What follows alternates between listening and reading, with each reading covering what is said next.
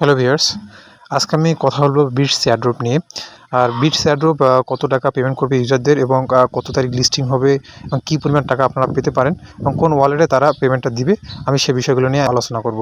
তো এখানে দেখতে পাচ্ছেন বিটস এয়ারড্রপ ইউজারদের পেমেন্ট করবে প্রায় $1,00,000, প্রায় $1,00,000 হিউজ পরিমাণ টাকা পেমেন্ট করতে যাচ্ছে। এবং এটি লিস্টিং হবে মূলত 29 তারিখ, 25 তারিখ। এখানে দেখতে পাচ্ছেন 4 ডে 17 ঘন্টা, মানে আপনারা পেমেন্ট পেতে যাচ্ছে 29 তারিখ।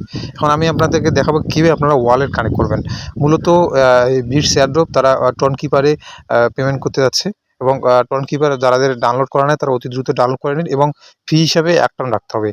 আপনাদের এই টোকেনটা যদি বিটস এয়ারড্রপের টোকেনটা যদি আপনারা উইথড্র দিতে যান, আপনাদের ফি তারা এই বিটস এয়ারড্রপ ফি কাটবে। এজন্য আপনাদেরকে আগেভাগেই 1 টন রাখতে হবে টনকিপার ওয়ালেটে, তা নাহলে কিন্তু আপনারা এই টোকেনটা উইথড্র দিতে পারবেন না।